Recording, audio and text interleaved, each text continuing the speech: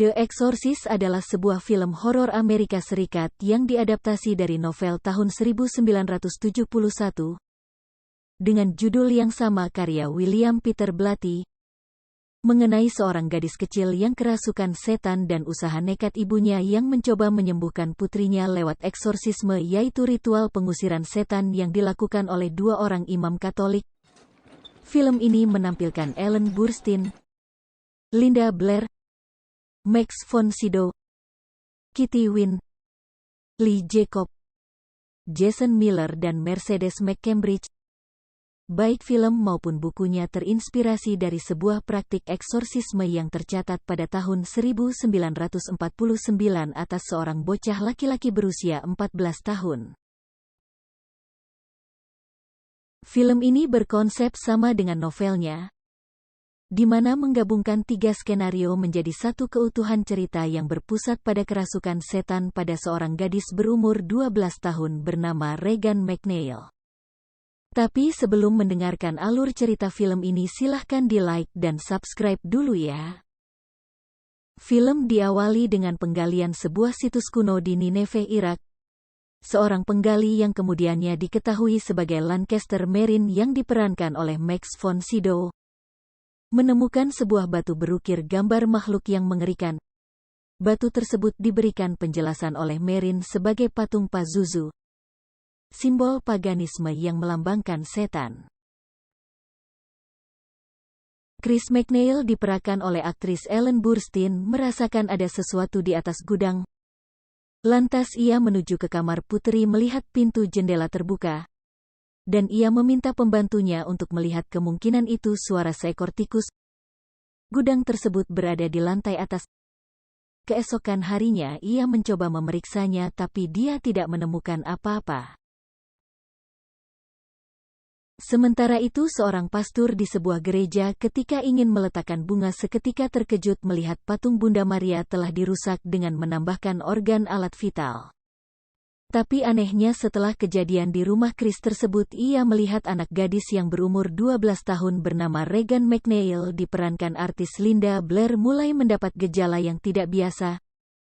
Yang dulunya sebagai gadis periang menjadi gadis aneh. Sang ibu yaitu Chris membawanya ke rumah sakit dan berkonsultasi dengan dokter. Dokter tersebut dengan yakin bahwa segala tanda tersebut hanyalah trauma dari perceraian antara ia dan ayah Regan. Kondisi tubuh Regan pun bertambah lemah. Ketika ibunya mengadakan pesta di rumah, Regan turun dan menghampiri teman ibunya sambil mengatakan kepada teman ibunya bahwa ajalnya sebentar lagi akan tiba. Regan pun kencing di tempat itu. Dengan wajah malu ibunya mengatakan bahwa anaknya Regan sedang sakit terus membawanya ke kamar. Ibunya pun membisikkan ke telinga Regan bahwa apa yang terjadi dengannya ini cuma gangguan saraf biasa dan itu biasa diatasi dengan minum obat seperti apa yang disarankan oleh dokter, kata ibunya. Tiba-tiba saja ada teriakan dari kamar Regan. Dengan cepat ibunya mendatangi dan melihat ranjang Regan seperti ada yang mengoyangnya. Ibunya lalu membawa ke rumah sakit lagi dan mendapat penjelasan dari dokter yang memeriksanya mengatakan bahwa ada gangguan aktivitas kimia elektro di otak Regan. Seiring bertambahnya hari, tabiat Regan mulai berubah, dari wajahnya berubah pucat menjadi begitu mengerikan. Dokter yang merawat Regan pun dipanggil ke rumah. Lalu mereka menyaksikan sendiri tubuh Regan seperti ada yang mengucang dan menghempas-hempasnya.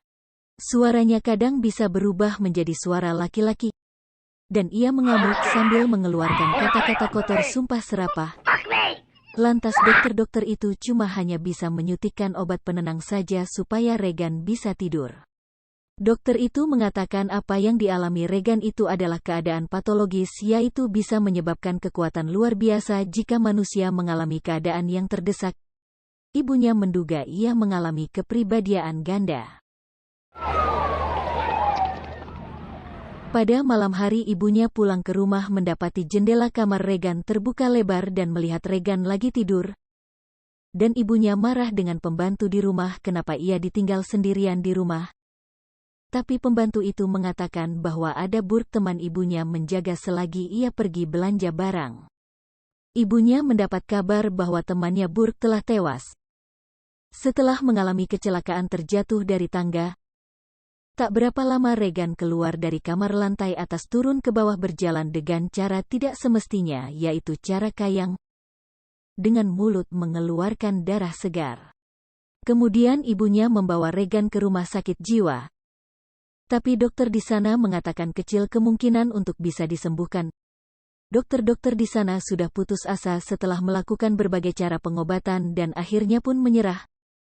Lantas mereka menyarankan agar Chris, ibunya Regan, untuk meminta sebuah ritual pengusiran setan yang hanya bisa dilakukan oleh para pastor. Ide itu mendapat penolakan dari Chris.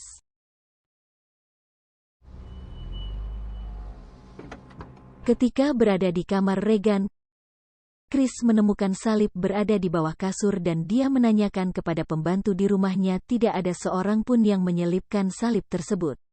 Ada polisi bertamu ke rumah Chris menanyakan tentang kematian Burke.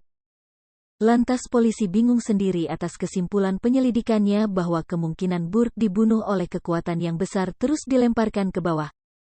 Apakah itu dilakukan oleh Regan karena kejadiannya berada di dekat kamar Regan? Dan pada waktu kejadian berlangsung Burke sedang berada di kamar Regan. Regan kembali mengamuk, ia menusuk-nusukkan tubuhnya dengan salib yang ada di tangannya sampai mengeluarkan darah. Bahkan ibunya sampai dilempar ketika ingin menolong Regan. Para pembantu yang ingin menolong tiba-tiba saja pintu kamar Regan tertutup rapat seperti ada kekuatan yang melakukannya.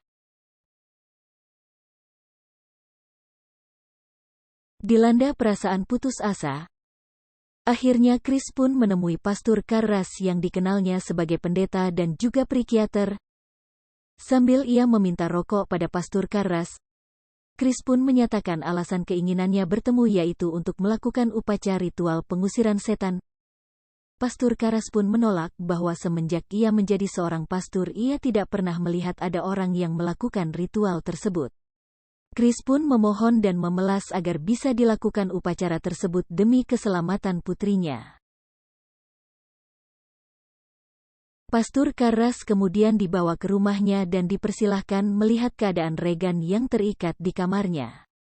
Setelah menemui Regan yang sedang dirasuki, mengaku bahwa ia memang dirasuki setan, tetapi bukan oleh setan biasa, melainkan oleh iblis. Lantas iblis yang bersemayam dalam diri Regan pun meminta untuk dibukakan ikatannya. Iblis itu juga mengatakan bahwa ibunya yang meninggal ada bersama mereka. "Kalau benar ibuku bersama kalian?" tanya Pastor keras siapa nama kecilnya. Iblis itu pun diam, tiba-tiba saja ia memuntahkan cairan hijau ke wajah Pastor keras.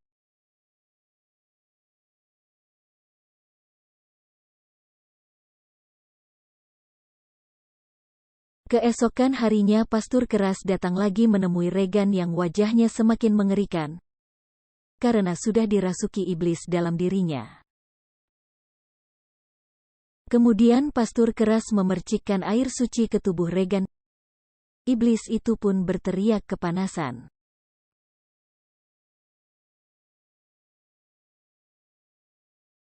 Pastor keras pun setelah melakukan penyelidikan kemudian meminta bantuan gereja untuk mengadakan upacara pengusiran setan tersebut. Dan pihak gereja pun menyetujui, tapi dengan syarat pastor keras harus didampingi pastor yang lebih senior. Maka gereja pun memanggil Pastor Merin untuk melakukan pengusiran setan bersama Pastor Karras. Karena Pastor Merin sudah berpengalaman, itu alasannya mengapa ditunjuk Pastor Merin. Ia yang pernah melakukan upacara tersebut 12 tahun lalu di Afrika yang hampir membunuhnya.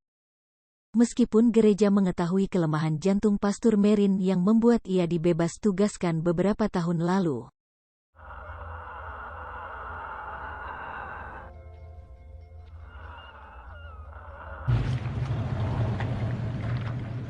Pastor Merin pun dengan kondisi kesehatan yang lemah datang menemui Pastor Keran di rumah Chris. Kemudian mereka pun bersiap-siap mengadakan upacara ritual pengusiran setan tersebut. Sebelum mengadakan upacara pengusiran setan, Pastur Merrin pun memberikan masukan kepada Pastur Keras bahwa melarang berbicara pada iblis yang ada di dalam di tubuh Regan. Karena semua ucapan iblis itu bohong dan jangan dipercaya.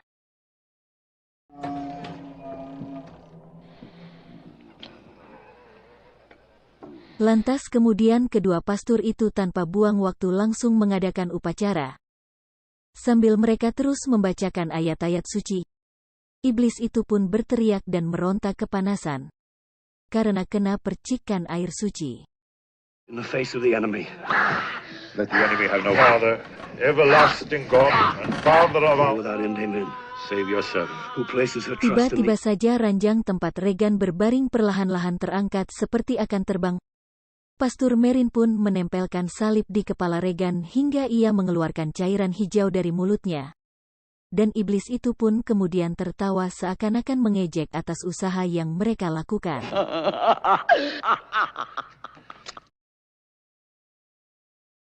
Nampaknya Pastur Merrin sudah mulai kelelahan atas kekuatan iblis itu yang terus melawannya.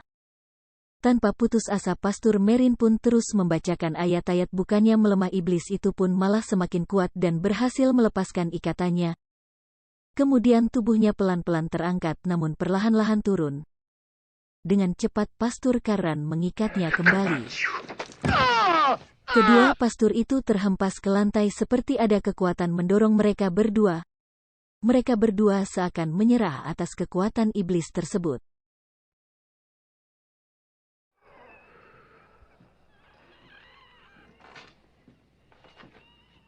Pada akhirnya Pastur Merrin meninggal karena mendapatkan serangan jantung. Pastur Karras yang melihat hal itu berusaha memberikan pertolongan namun sudah terlambat. Dengan marah Pastur Karras membanting lalu menghajar dan mencekik iblis itu dan meminta kepada iblis di dalam tubuh Regan agar merasuki dirinya saja. Seketika itu jua iblis itu pun kemudian memasuki tubuh Pastur Karras. Iblis yang ada di dalam tubuh Pastur Karras pun kemudian menerjunkan dirinya sendiri ke jendela di lantai 2. Hal itu membuat tubuhnya terjatuh dan terguling di tangga yang curam dekat rumah dan membuat Pastur Karras pun tewas.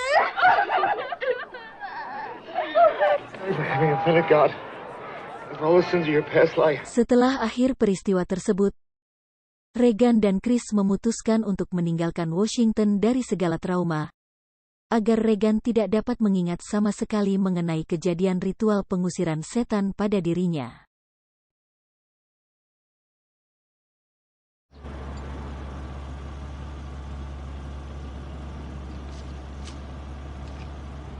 Demikianlah akhir dari alur cerita ini. Atas kekurangannya saya mohon maaf dan akhirnya saya ucapkan terima kasih. Selamat bertemu lagi pada alur cerita yang lain. Wassalam.